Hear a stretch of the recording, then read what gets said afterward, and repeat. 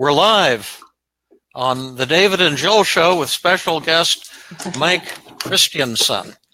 And today is March 18th, 2018. It's Sunday afternoon, 3 o'clock here in California. It's a beautiful day. We went for a hike with my group again today. We had a smaller group. I didn't announce it ahead of time, so we had only 5 hikers, but we had a tremendous experience. And on the way, and I haven't told you this, Mike or Jill, we talked about 2 hikers who are members of the Tuesday group with personal relationship problems, one with a spouse and one with a father. I won't give names or reveal identities, but it was very interesting what an incredibly difficult time both of them had using the 5 secrets.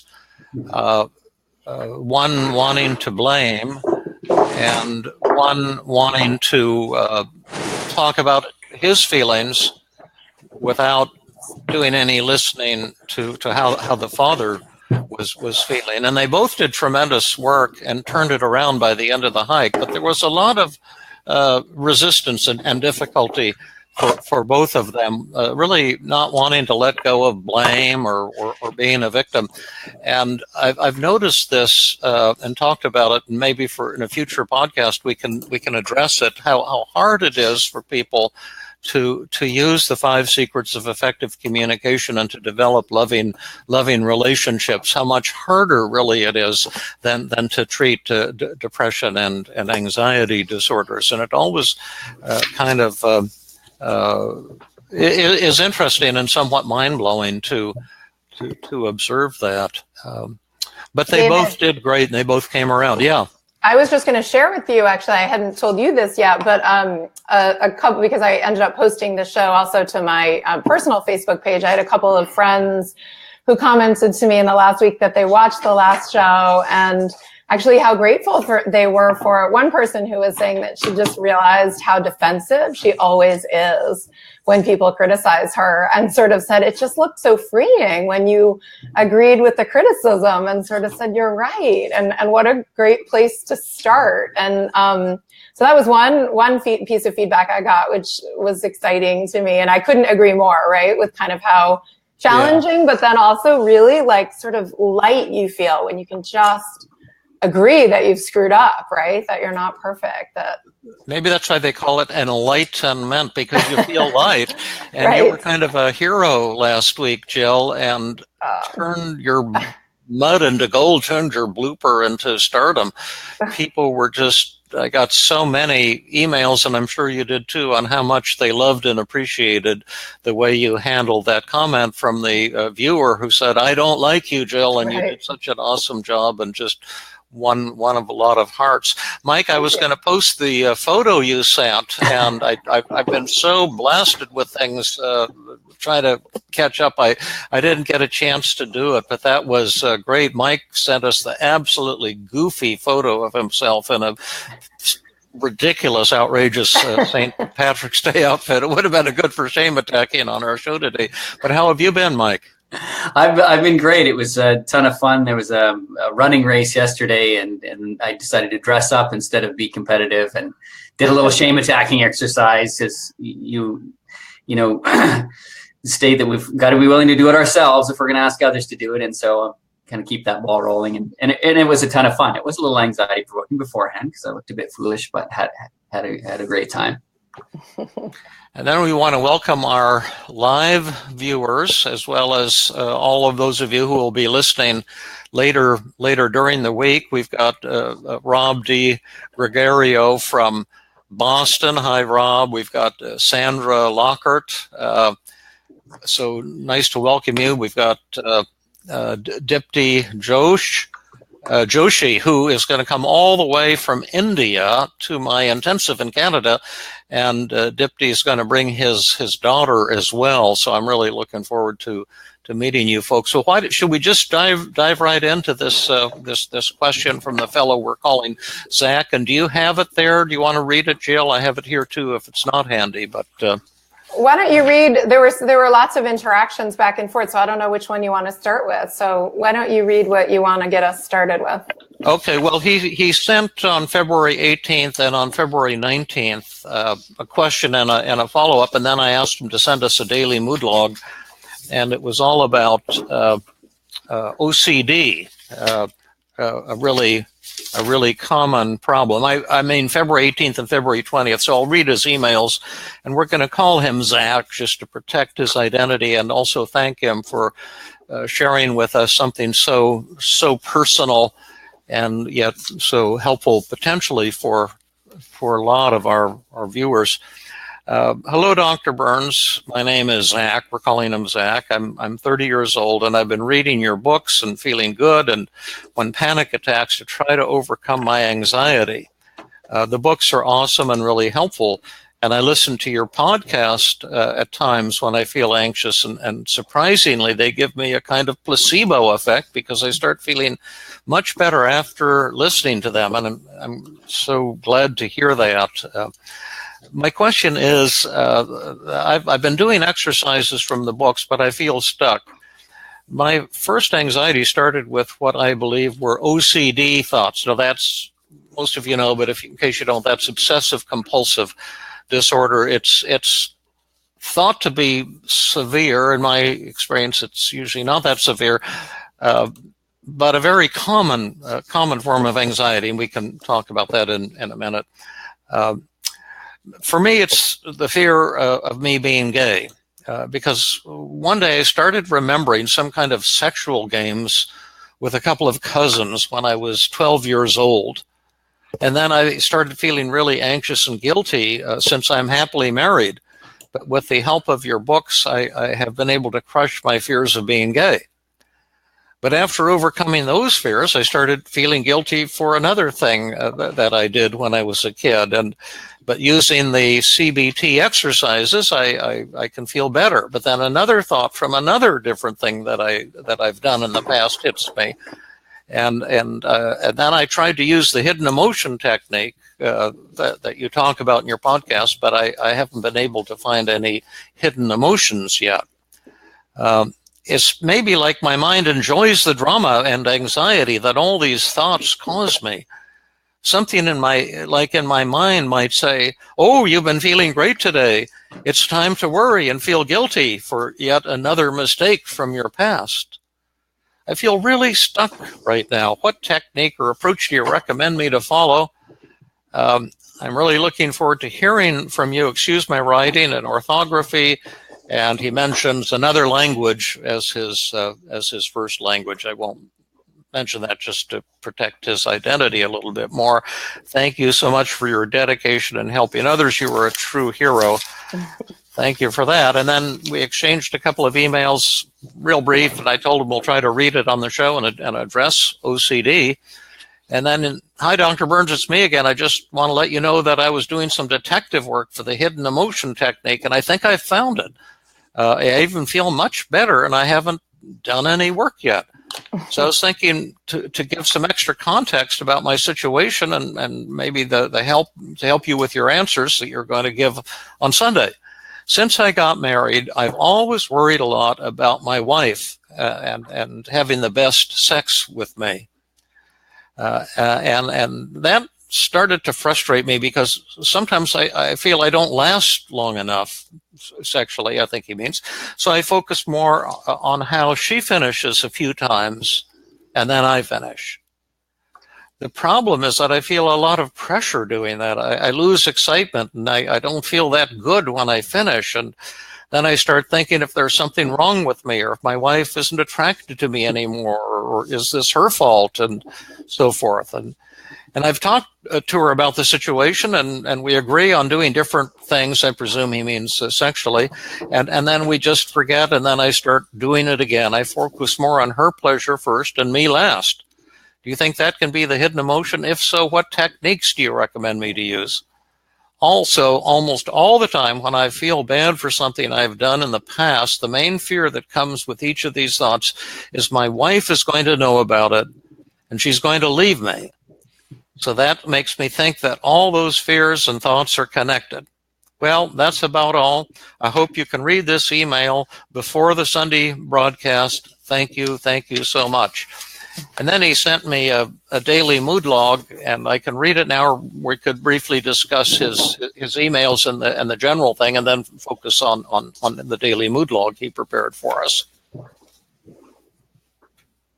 And Jill or Mike will now say something wise and important and tell us what exactly we're going to do. See. So I guess for our listeners to say, David, you probably get a lot of people writing into you all the time. And part of the reason I think you decided to bring this one up was because it seems that a lot of people struggle with anxiety. A lot of people struggle with intrusive thoughts. A lot of people struggle with rumination and worry. And so we thought this would be an example we could use and maybe offer some help, although certainly not therapy for this listener. But in doing so, really just be giving some ideas to listeners or even therapists, right, who are struggling with similar difficulties.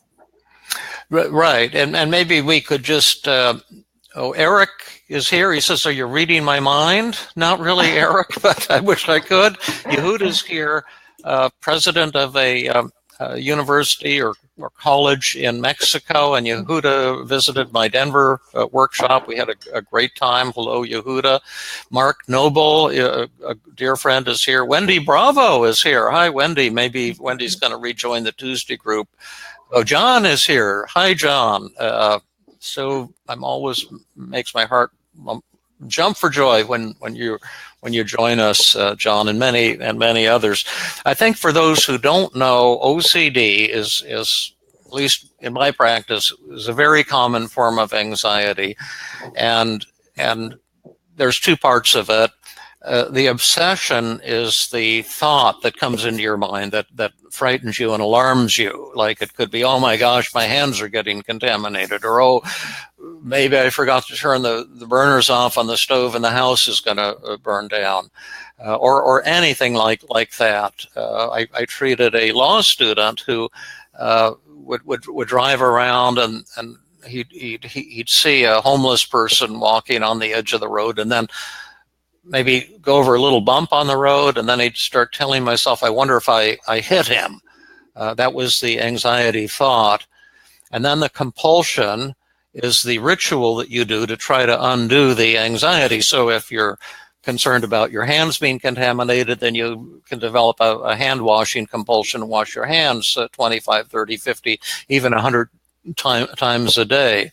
Or if you're afraid the house is going to burn down, you might get up and check the burners and then go back to bed and then say, well, how do I know I checked them properly? You start checking them over and over again. Or the law student would get so panicky, he'd stop his car, and then he'd have to locate that homeless person, find out, make sure he was okay, and then he would proceed. But he was spending several hours every day trying to make sure he hadn't done something to kill people or something of a violent.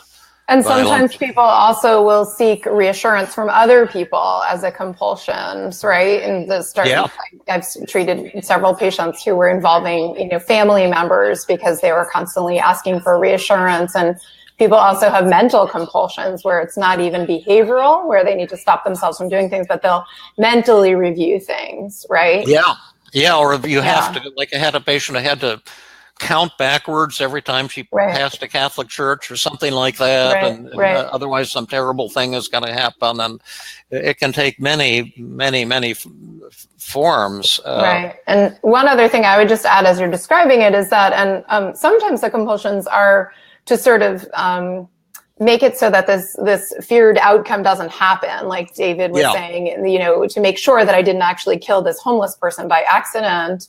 But sometimes the compulsions actually are just to alleviate the anxiety associated with the obsession, right? One gets into such a loop of OCD that it makes them so anxious to have the obsession that they just need to do the compulsion, and they've even lost track of that there's some terrible outcome. It's just that I feel so uncomfortable and I've got to get rid of this discomfort, right? Absolutely. And often the person is a very intelligent person, and yet they do this thing that to others and perhaps to themselves looks goofy. I treated a businessman, and when he would drive his car home at night, and park it in his garage, he would shout at the top of his lungs, like some word 3 times, like bark, bark, bark, or some bizarre thing like this. Right. And then he would feel better. And he had this belief that something terrible would happen to his family or the house would burn down if he didn't do this. And so he just did it. He knew it was goofy, but if he didn't do it, as you say, he would develop panic that, some awful thing is going to happen. And so when he'd shout it out, he'd get relief. And so you get addicted to the compulsion, kind of an addiction model. And what became a problem is he had a new customer and did some deal, and he was excited about it. So he spontaneously invited him home for dinner. And then he forgot about his compulsion. And when he got into the garage, he knew he couldn't start shouting out loud to this customer. So he tried to suppress it. And they went into the house, and they were having some cocktails in the living room before dinner. And he was just bursting with anxiety because he had to shout out, oh, it was dark, dark, dark. That was the thing he had to shout at the top of his lungs.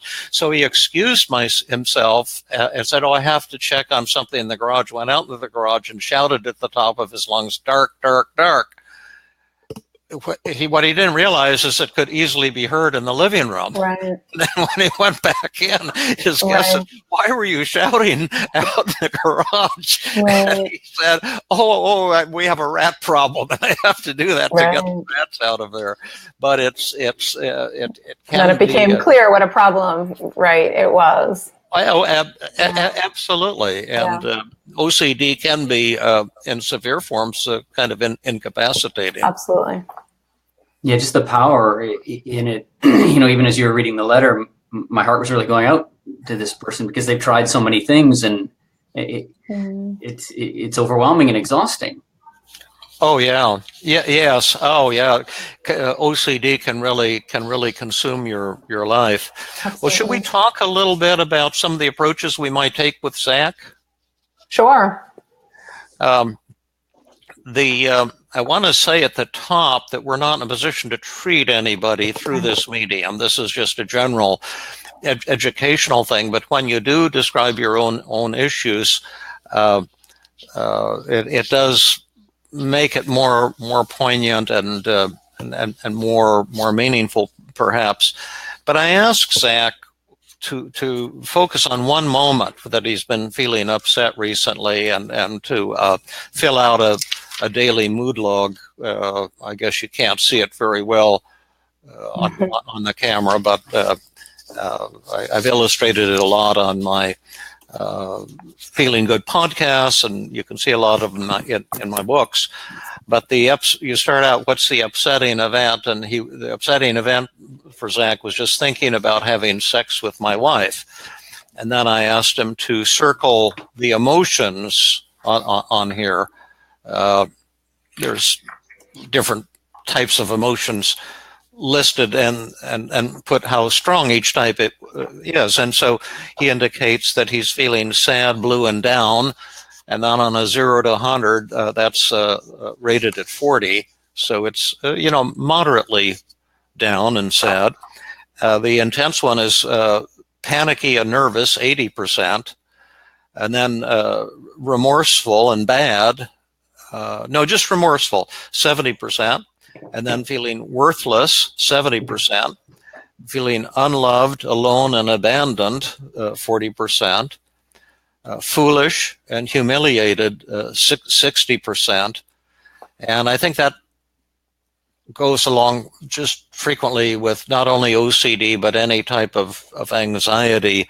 That people are often kind of ashamed and humiliating and think they're fools to have this kind of problem. He's feeling pessimistic and despairing, only 35%, so that's good. He seems to Zach seems to have some hope. Thwarted and defeated, 80%, and then mad, resentful, irritated, and furious, 60%. And so this shows us that Zach is feeling upset in many different dimensions, not just anxiety, but a whole lot of different kinds of emotions. And then, Mike, what causes these negative emotions? What causes human negative emotions? Well, there's the thought that's precipitating the emotions, that's driving that emotion. So it's not the circumstances surrounding him as much as his perception is thinking about the circumstances.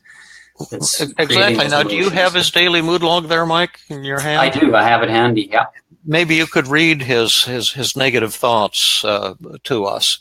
Sure. So his first one is, I should want to have sex all the time. And then the second one, I should feel awesome every time I finish. I should make my wife finish every time we have sex. And my marriage depends on my sexual life. I should have I should last long having sex. And then if I lose concentration or I do not enjoy it, that means something is wrong with me. I will fail having sex with a different woman. It's my wife's fault when I don't enjoy it. My friends are better at sex. That means I'm inferior. And my wife will cheat on me if I don't please her sexually. I should not masturbate. And a real man always has to have good sex and please a woman. And then number 13, do you have? Oh, I might be gay if I don't feel good when I have sex. Right. Now, we have 4 models for treating OCD and every form of anxiety: the cognitive model, the motivational model, the hidden emotion model, and the exposure model. And they're all tremendously important. And if you want a maximum effect, you'll use all of these models. But we might just comment and start out a little bit here with the motivational model and the cognitive model. Mm-hmm. And when we got the first email from Zach, and Jill, you and I discussed it several weeks ago, you had a really important comment. We didn't have time to address it on the air, but you were saying that there seems to be a whole lot of perfectionism going on here with Zach. And mm-hmm. Do you want to comment on that a little bit? Yeah, actually, so I guess this was before I even saw all of his negative thoughts, which are incredibly useful, which you've just shared on the Daily Mood Log. But even just in that original email that you had read, it just kind of sounded like, first of all, perhaps some things happened when he was a kid. Perhaps he did some things or had things done to him that he didn't feel good about. And then kind of as a result of that, was telling himself that then he wasn't a good husband, or that he was gay, or there were like a variety of ways in which it seemed like kind of maybe having less than ideal things happen, or making less than ideal choices led him to feel kind of less than as an adult. And so that's what tipped me off originally to thinking that he seemed perfectionistic, right? Thinking that everything needs to be a certain way, or that I need to be a certain way in order to feel good about myself. And then I would just say the Daily Mood Log kind of really drives the point home, right? There's so many should statements here. I should want to have sex all the time. I should be good in bed. I should always be pleasing my wife. And kind of you're on the edge of your seat as you read these thoughts, thinking like, I would feel so anxious and stressed too if I were telling myself that I should be all of these different ways.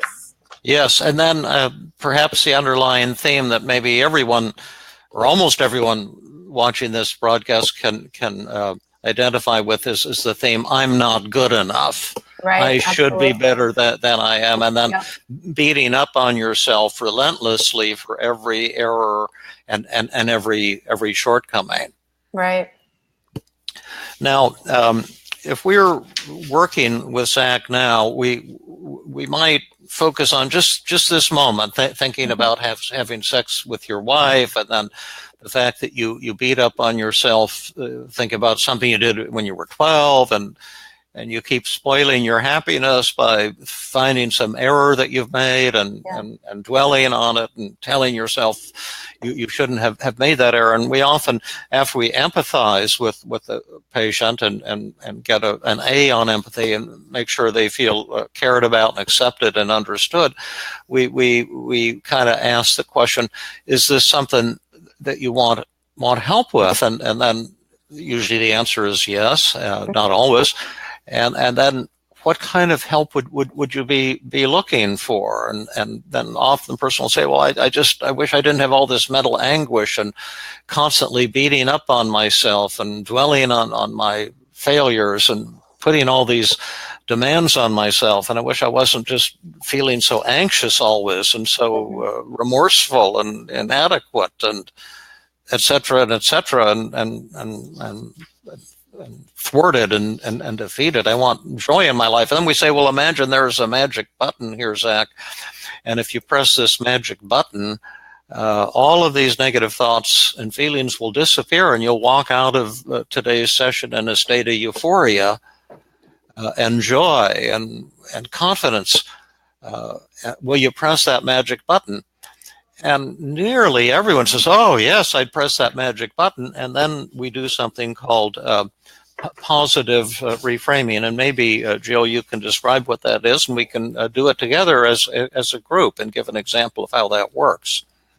Sure, yeah. So if I had offered Zach, let's say, the magic button, and he said, yeah, absolutely, kind of show me the button, I'd love to feel better. I might say, Zach, I would love for you to feel better too. I'd love to do that work with you and to have you be able to walk out of my office feeling, feeling good about yourself and no longer feeling plagued with anxiety. But at the same time, before we do that, Zach, I can think of some things that your anxiety shows about you, actually, that are pretty positive, even sort of beautiful. And I can also think of some ways in which your anxiety might actually be working for you. And not only your anxiety, but also your sadness, your feelings of remorse, your feelings of worthlessness, your feelings of pessimism and humiliation and frustration and anger.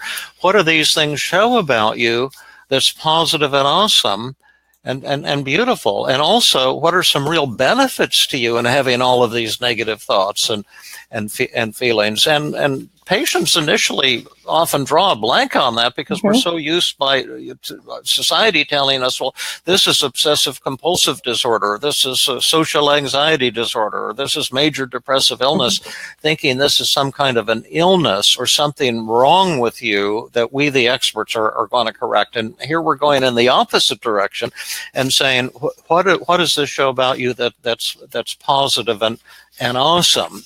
And we're going to try to sell you on what's great about the symptoms rather than the idea that we're going to show you how to get rid of them. Right. And if that sounds really strange to our audience, we realize that it does sound kind of strange. And it's not that we're saying we don't have wonderful tools to help this patient, right? And we might even say, I'd love to help you with this. And I believe we could do beautiful work, right? And we could actually have you walking out of here feeling just as you would like. At the same time, kind of like hold the phone or not so fast. Like before we go in that direction, I want to first make sure that we spend a little bit of time really kind of thinking about how these feelings and thoughts might actually be serving you well and what they might be showing about you that's positive. Yeah, absolutely. And maybe as we're doing it, some of our listeners, if you can think about... I was thinking that too, yeah. Maybe you can type some things in, but why don't we ask Mike, can you think of what these negative thoughts and feelings are showing about Zach that's kind of positive and awesome? And also, what are some benefits in doing this? Certainly, even if we just have a look at the daily mood log and the initial emotions, feeling blue and down, it was at 40%. There's some great things that it says about him, that he's kind of feeling a little bit down and blue in the sense that he wants things to be better. Should he be happy that things aren't going ideally between him and his wife? No, it seems like it's actually kind of realistic that he isn't happy that it's not going as well as he would like. If he was happy, there would be something wrong with his moral standard. Whereas he wants more. He wants it to be better. His sadness shows that he cares about the dynamic. He cares about his wife and he cares about himself. Well, in addition, to build on that, he's probably also sad about errors and failures he's had in the past, and that could be showing the same thing, that his passion for doing the best in his life, and maybe maybe the fact that he has very high standards. Could that be another positive? Yeah, absolutely. So we would say to him, Zach, I'm noticing, right, that all of these thoughts, the kind of expectations that you have of yourself show that you have high standards, right? Is that true of you? And isn't that something kind of beautiful or positive about you? Yes, and his intense self-criticism about sex, what does that show about him that's awesome? That he wants to have a really good and healthy sex life with his wife, wants to please his wife, wants to be good at that. Is that important?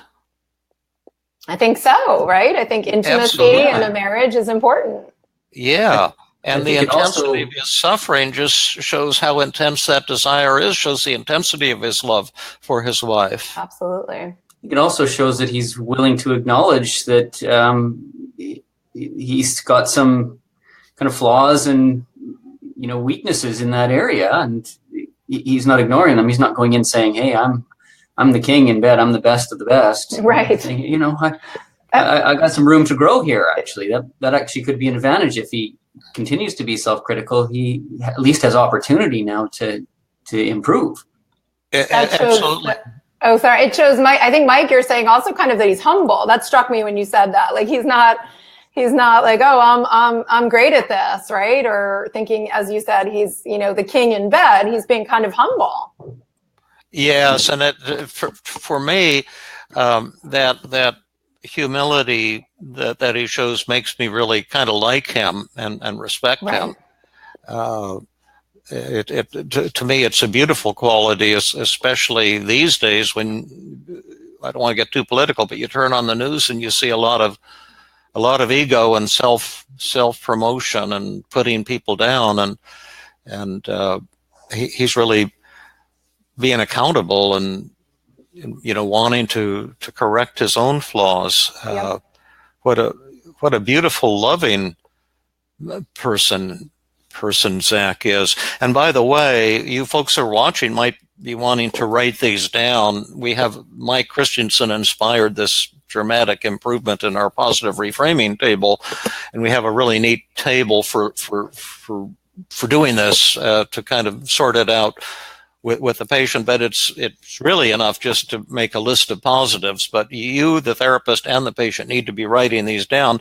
And I've got 5 things written down so far. Number one, that Zach, his sadness shows how much he wants things to be better. It shows his passion for his wife, his passion for his marriage. Jill, you pointed out that his self-criticism shows that he has high standards. I emphasized that all of this shows his tremendous desire to please his wife. So many men are out womanizing and being pretty disrespectful to the woman they claim to love, and Zach, you're showing such tremendous love for your wife. It's really a beautiful thing to see. And then you, Mike, pointed out that Zach really admits his flaws. He's accountable. He's looking for himself rather than blaming others. We see so much blame going around. It's always somebody else's fault. And then Jill, you were saying that this shows how humble Zach is, and that's a beautiful spiritual quality. Any other things that we see here about Zach's negative thoughts and feelings? As you're talking, David, I was just thinking he's got a lot of integrity. Like he's being honest about it. With his self-criticism. Yeah, right. Hiding. He's saying, yeah, this is the facts here. So I added that number 6, integrity, to my list. Is that important, Mike, integrity? Yeah, that's a high value that I think we can all adhere to. Yeah, And of course, we'd be asking this to the patient, Zach. Right. He's not here dialoguing with us, so it may sound a little canned or artificial. But generally, the patient will suddenly say, "Oh, yeah, that is important," and we'll buy. We want the patient to buy right into these values that you're coming up with, Jill. I was going to say, we've been focusing a lot on the positive values. So if we also think about how it might be working for him, we could say that oftentimes, or to be specific with him, that maybe worrying and feeling anxious and always trying really hard to please your wife kind of does keep you at the top of your game. Like maybe it is keeping your wife happy. Maybe he believes that I've got to be kind of anxious and hyper vigilant and kind of checking in order to keep my wife happy. If I were to kind of relax and chill and say, oh, it's good enough, maybe I wouldn't be keeping her happy enough or something. Right. Now that was great, but we can add another piece to that. Number 8 on our list, we can say that the constant rumination and checking up on things protects me from anxiety that something terrible might happen if I press that magic button and all my OCD and worrying disappeared. And what is that, Jill? What is that, Mike? What is he afraid of that his anxiety is protecting him from? I can think of a couple. I mean, maybe, right. I mean, his wife leaving him, disappointing her, that kind of thing. Yeah, so let's put that down. He doesn't have to confront his fears of his wife leaving, because you see, I'm sure he feels, gosh, if I just relax and let down my guard, then something terrible is going to happen. And that fear is always lurking behind OCD, as well as every form of anxiety. That's the outcome, what we call the outcome resistance, that the worrying keeps me safe. And if I press that magic button, one terrible thing might happen is I would lose my wife. I'd get complacent. And then she would leave me, and then we could speculate. What's another bad thing that might happen? You see, he beats up on himself for every little error that he's made in his life, right? And he does this every day, all day long. So if he pressed the magic button and stopped doing that, what might he be afraid of? He's going to start making errors all over the place. Yes, or doing bad things. Yeah. And he says, gosh, maybe I'm gay. Well, my own belief is not that there's anything at all bad about being gay. I think it's fine to be whatever you are. Right. But from his point of view, he thinks he's going to start doing all kinds of bad things, immoral bad things, if he stops beating up on himself. So he keeps himself on the straight and narrow. Yeah, exactly. Keeps himself like moral and avoids. Maybe he thinks he's going to turn into some kind of a sociopath or something like that if he relaxed. And that's not ridiculous, because a lot of people with OCD do believe that they're on the verge of killing people or doing wild, violent things, and it's very much part of OCD. Right. Any other? If I were to relax and stop, kind of, let's say, in the case for some people, doing the compulsion, or maybe in his case, just stop kind of ruminating about sex and always trying to tweak it and make sure it's really good, that then something really awful would happen, right? Yes, absolutely. I wonder if there's a motivating factor for him with this as well. It's motivating him to figure out how he can be better in bed, be a better husband. It kind of energizes him to seek out every possibility to make sure he's not making mistakes. Absolutely. I had that down already. Actually, the anxiety is motivating him to work up to his full, potential in every conceivable area of his life. Well, one could add to the list, and generally I wake up in the middle of the night the day after working with someone along these lines, and I remember 3 other huge positives I should have added to the list, but you can mention that the next time you see the person. But now, why are we trying to talk him into what's wonderful about his OCD? Well, this is Why are we doing this? This is the motivation part, where there's some powerful forces that are assisting him in hanging on to this. They're driving. We want to honor those. We want to make sure we acknowledge those and not ignore them, because they are beautiful. They're wonderful. They're helpful. Exactly. That's the first thing. This stuff is real and powerful. So what is the acid test, Jill? So we might say, Zach, we've just made this, really long and robust list of kind of all of the things that your various thoughts and feelings show about you that's really beautiful and positive, and kind of how it's really working for you. And so I'm wondering, given kind of all these advantages of your thoughts and feelings, why would you want my help with this? Why would you want to push that button and make this go away? Yeah. And then maybe you're saying this isn't something that you'd want to change. Look what beautiful things this is about you. Awesome things. You see. Now, why would the therapist be trying to talk him into maintaining the status quo? So this is what we call paradoxical agenda setting, right? It's kind of a paradox where we're siding with the voice of really our patient's resistance or all the good reasons not to change. We're voicing them, we're honoring them. And then if the patient actually really does want to change, they need to argue for change, right? If I'm going to sit on the side of saying, hey, maybe this isn't something that you should work on or that you're needing my help with or wanting my help with, then my patient needs to convince me, no, I do want your help and here's why. And then my patient's going to show lots of motivation to change in that moment, instead of me having to do the hard work, right, of like convincing my resistant patient to change. My patient's going to convince me that he wants to change. I love what you're saying, Jill. It's so beautifully stated. Let me ask you a question, Jill and Mike. We have to move it along pretty quickly. Time is flying, surprisingly. Yeah. But is this something pretty easy to teach therapists, how to persuade patients not to change? Paradoxical agenda setting? Mike, you go first.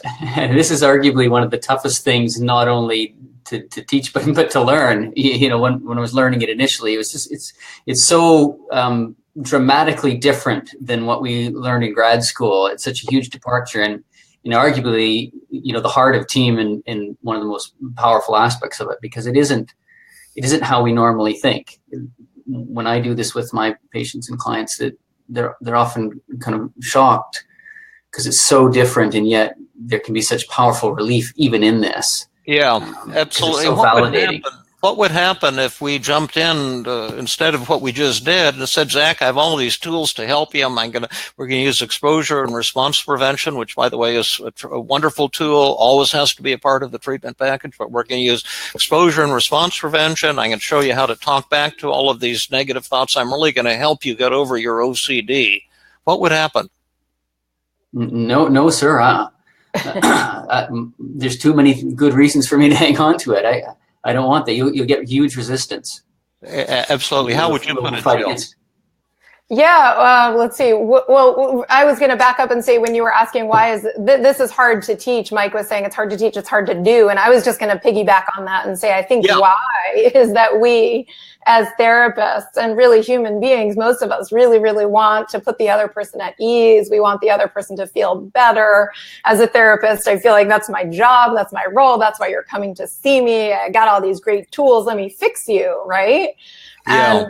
And so it's really hard to resist the urge to kind of jump in and fix your patient or the other person even that you're spending time with, and instead to kind of sit back and again, kind of paradoxically to voice good reasons not to change and have that person kind of chase you in a way and argue for change. It's just very hard to resist the urge to help someone, maybe even against their will. Absolutely. And the way I would put it is that the urge to help your patients is the cause of practically all therapeutic failure. Right. And most therapists are addicted to helping your patients. Right. And that's why you get stuck with a significant, at least 50% of patients will put up resistance when you jump in and try to help them. And I just want to say one more thing to make it even more generalizable. The urge to help family members is overwhelming too. So like if we have people watching the show that aren't therapists, but that are in relationships with other people, I mean, think of how many times you want to throw help at a family member that isn't asking for your help, or want to change the eating habits, exercise habits, whatever you will, of someone in your life. And it simply won't work unless that person is actually asking for change, right? Absolutely. And I would say learning not to help has been one of the most important things I've learned in my career, and something I have to learn all the time over and over again, because I even now I keep making the mistake on hikes and in Tuesday groups, and when I'm working with people jumping in, I so much want to help them, and if I turn it off and say, let's empathize first, and then let's do our paradoxical agenda setting first, I can hit home runs. But when I jump in prematurely to try to help, even if the tools I've got are the best tools in the business, most of the time the person starts resisting. In fact, I mentioned in group, Jill, on Tuesday that this fabulous therapist, Sunny Choi, who was in our Tuesday group, and now he's working here on the peninsula. He's from Hong Kong. He's just a wonderful person, a fantastic therapist. But he came on the hike to get consultation about a patient, and I saw the mistake he was making. I started role-playing to correct his mistake, to show him how to do it differently. And he started fighting me. I said, "Why? Sonny's a dear friend. He's a brilliant guy. I'm showing him the truth of what he should be doing with this patient, and he's fighting me." And then I thought, oh, wait a minute. I forgot to empathize. I forgot to set an agenda. I just jumped in to fix him. And then I went back to empathy, and he began to open up, and tears came to his eyes, and there was something entirely different going on, a really beautiful thing that we were able to address and just do fabulous work with. But this urge to help gets in the way all the time. Well, let's talk real quickly here. Suppose we've got the cognitive model, we've got the motivational model, we've got the hidden emotion model, the exposure model. But suppose that we were, let's say he tells us, yes, I really do want help with this. Then we might use the magic dial and say, well, then maybe, we could dial these feelings down to a lower number rather than trying to get rid of them entirely, because they are showing beautiful things about you. And so if we had a magic dial, how down would you want to be feeling? And he said he'd like to dial his depression down from 40 to 5 and his anxiety from 80 to 5 and so on and so forth, wanting most of these emotions to be down in the 5, 10, 15% range instead of 80% and 70%, which is incapacitating. And then that opens you up to do some cognitive work, some exposure therapy, and different techniques. And often the person's goals will change, and they'll end up bringing these feelings all the way to zero. It's not mandatory that happens, but that happens more often than not. Let's see if we could choose one of these thoughts and illustrate how we could deal with it with externalization of voices and identify the distortions. Would that be a good move at this point, Jill? Sure. Sounds great. David, one of the other things is a number of questions about what do you do if they don't talk back to those thoughts, and that might be something for a future podcast. What do you do if they don't talk back to the thing we haven't done yet on the podcast? Or if they don't want to change? If they don't argue for change, is that what it is, Mike? Yeah, exactly. If they don't argue for change. Well, the answer to that is really easy. There's a brilliant answer to it. It's going to blow your mind, and Jill will now tell you. So we do what's called sitting with open hands, which is very challenging to do. But if in fact I did spend time with the patient thinking about all the things this anxiety shows about him that's really positive or beautiful and awesome, and then when I asked, so why would you want to change this? And the patient were like, well, actually, I really don't. I can't think of any good reason to change it. It seems like it's really working for me. Then I would say, yeah, I hear what you're saying. It does sound like there are kind of a lot of benefits and a lot of advantages, and it doesn't sound like this is something that you want my help with. Is there something else you wanted my help with? Or Maybe it was just helpful for you to realize that this is actually helping you more than it's hurting you. And, it seems like a good thing for us to have spent time on. The point is that I'm not going to then say, oh, no, you didn't quite hear what I said. It's actually hurting you. Or like, I need you to rethink all the ways in which this is hurting you. Like, if it is hurting the patient enough, they will argue for change and want to change. And if it isn't, I don't see that it's my role to, again, try to help my patient against his will. Yeah, and then we call this technique sitting with open hands. It's not our job to change the world or to persuade someone to follow our own model of mental health.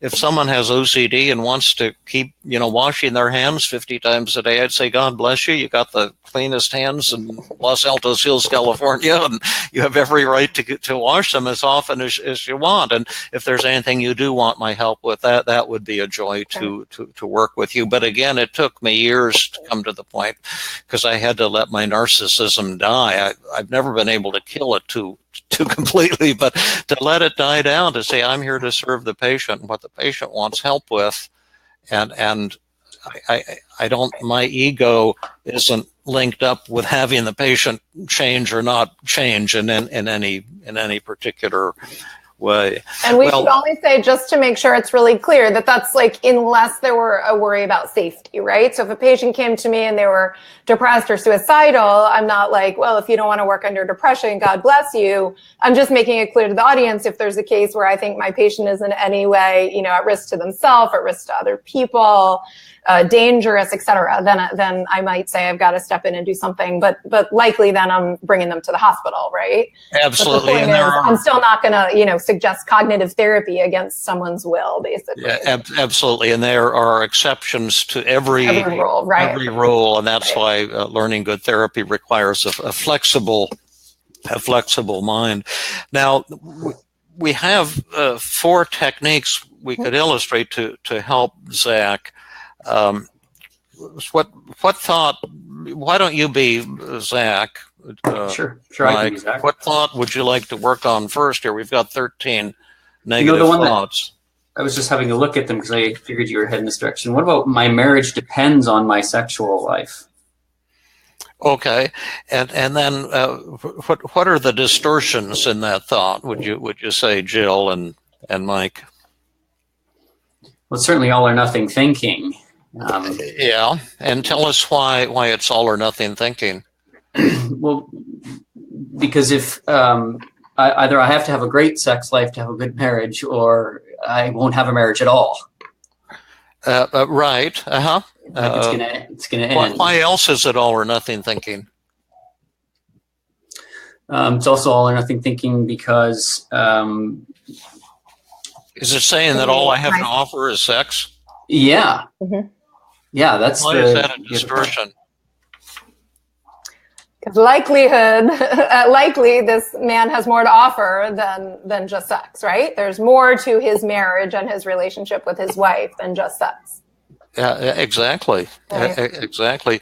What are some other distortions from our list of 10 distortions? We could say it's mental filter, which is when you dwell on the negatives and ignore the positives, right? He's dwelling on the negatives of, even the negatives of his sex life and that being important in the context of his marriage. But even within his sex life, he's dwelling on the negatives rather than the positive experiences he has, or the mediocre experiences. And he's also discounting the positive, even sexually. He says, sometimes my wife comes 3 times before I come. Well, that's not exactly bad. Right. He should be teaching everyone else how to have better sex. I have sex with generally climax 10 or 15 times, but it sounds to me like this guy is doing pretty darn good, and he has a lot of warmth and caring he's bringing to the relationship too that he's kind of ignoring. Is it also a hidden should statement? Yeah, I should have a great sexual life in order to have a great marriage, right? What other shoulds are there? That's absolutely right. There's some more shoulds going on here. Well, with that particular thought, or you mean in general with his other should statements? Well, all of them, yeah, really. Right. Because then he's got lots of shoulds, right? I should want to have sex all the time. I should always be amazing. My wife should always, finish before I do. I mean, there's a ton of shoulds. And I should be better than I am. Right. I should be better. And I shouldn't make mistakes. Right. And I won't be loved unless I'm perfect. Right. There's certainly both forms of fortune telling as well, both mind reading and jumping. Oh yeah, fortune telling. Yeah, mind reading. Jumping to conclusions, self blame, a whole lot of stuff. Now, what is your name, Zach? I'm Zach. You're Zach, and what's my name? Well, I'm not sure whether you're Zach or whether you're my good friend Zane. I'm Zach. Okay, you're Zach. Well, I'm gonna be the rational person and just tell the audience that we're gonna do a role play for you now, right? Where David's gonna be the therapist and Mike is gonna be the patient, right? David's going to demonstrate a really great cognitive therapy technique called Externalization of Voices. So I'm Zach and you're Zach and Jill is Zach. And I'm going to be the negative Zach, and I'm going to talk to you in the second person. You hitting you with your own negative thoughts. I'll sound like another person, but I'm not. I'm just the negative Zach, and you be the positive, self-loving Zach.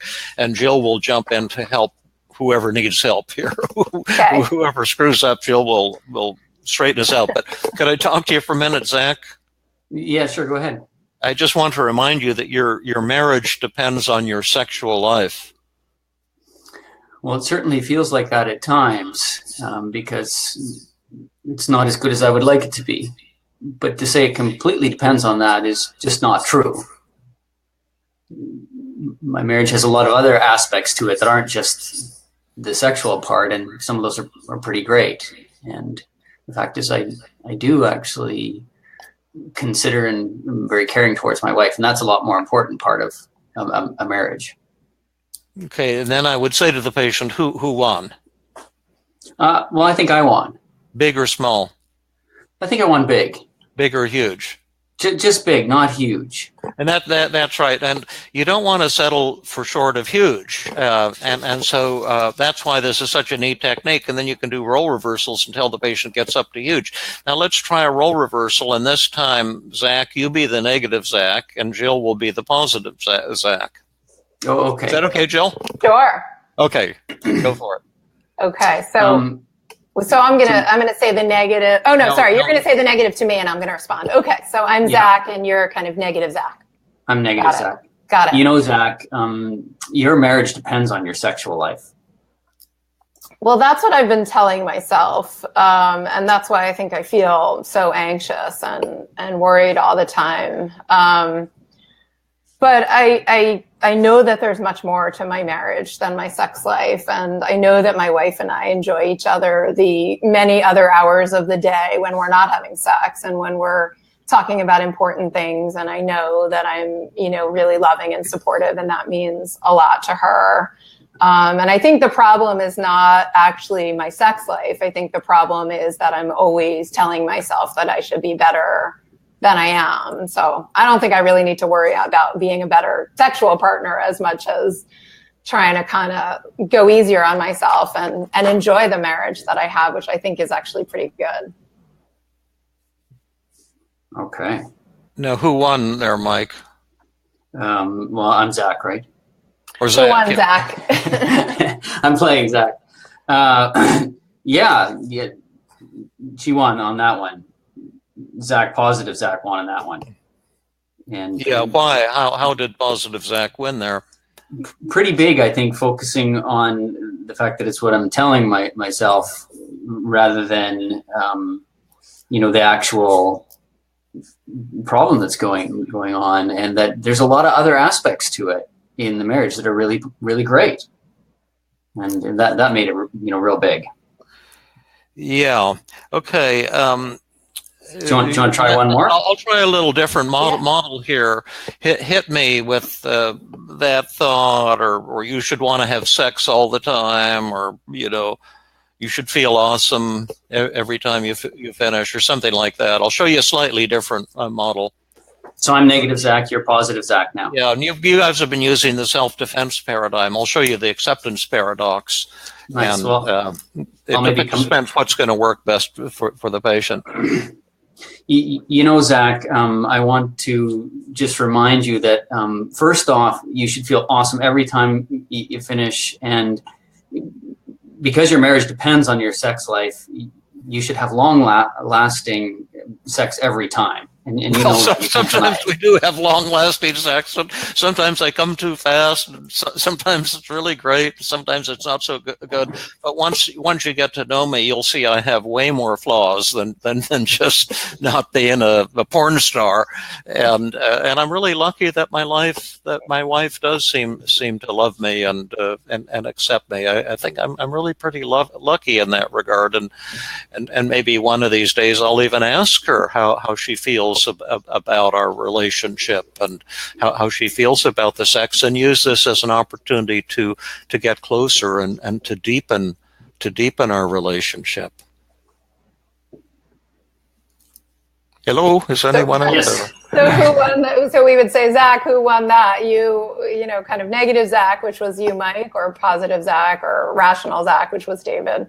Yeah, positive Zach won that one. I think that one is huge. And I think the part, you know, if I'm kind of stepping into Zach's shoes here, was this idea that he's actually really lucky. You know, this is kind of a great thing, that he has a wife that does care about him and sticks with him. I mean, the reality is he's actually having sex with his wife, and there's a lot of sexless marriages out there. Yeah, you see the issue here is that Zach has this perceived perfectionism, and right. Maybe he needs to discover that people will love him more, not less. I remember when I was a medical student, and I used to go to these psychodrama marathons and encounter groups, and it was a wild time in the late 1960s, and I went to this afternoon encounter group that fellow Rob Christ was doing in his home. He was the head of this Mid-Peninsula Free University, and it was some kind of Gestalt thing with about 6 people.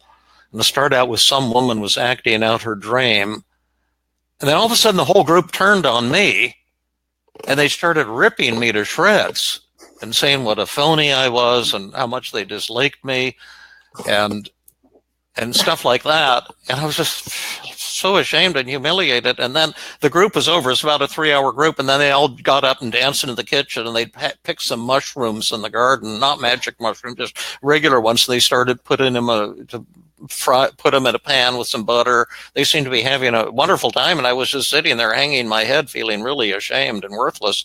And Rob Christ came up and he put his hand on my shoulder and he says, "David, what's wrong? You seem to be feeling kind of down." And I said, "Well, Rob, you know, I am. I'm just feeling so ashamed right now. I just got ripped apart by everybody, and I just feel terrible. And a lot of their criticisms of me all seem kind of really true and really hurt a lot." And he says, "You know, David, I feel closer to you right now than I ever have," because he says, "It seems like you're always trying to impress people and you're always trying to be so great. And right now I just really feel close to you." And it absolutely blew my mind. And John, if you're still watching, maybe this is the story I need for my book too. And kind of made me aware for the first time that it's pretty magical. People have a tremendous capacity for love and acceptance, and maybe we don't need to be performing all the time. And you showed us that last week, Jill, when you responded so beautifully to that woman who said, "I don't like you." And I found my mistake from last week too. Remember I said I had a horrible email from a fellow who said I was all concerned about money? Do you remember that? I should have read it. Maybe I'll read it next week. It sounded almost psychotic, so I didn't read it. I thought this guy must be insane. And then I realized, no, in the previous show, even Lisa Kelly said we had too many commercials. Yeah. Our workshop on May 20th. And I had forgotten all about that. I should have said to him, "You're absolutely," and maybe I'll still answer, "You're absolutely right." And last week we had no commercials, and people loved it. So this brings us to the end of our show. We're only at the tip of the iceberg on the treatment of OCD. We we have many dozens of additional tools we could offer, Zach. We just tried to give you a Whitman sampler of one of the models. We talked about the motivational model a little bit and the cognitive model a little bit. We didn't talk about hidden emotion. We didn't talk about exposure, but it was a joy to work with both of you, Mike and Jill. And again, it means so much to me just to hang out with you guys. Same here. Always a pleasure. Everyone who's here, Lisa's here, and Prentice is here. Prentice, I asked Jill if she would be on your show, and she said yes. So you've got to email her. You can see how great she is. And Mark, it's just neat having you, and Lauren, and TJ, Lucian, and Sandra, and just so many here. Eric, and the great email you sent me recently, Eric, and just I feel very, very grateful. And Yehuda. So I completely agree with you, David. It's an absolute joy to spend time and hang out with you two. I learn so much every time. Well, we've got to end the broadcast 4:05. So thank you, everybody, and have a great week. Bye-bye. See you next time.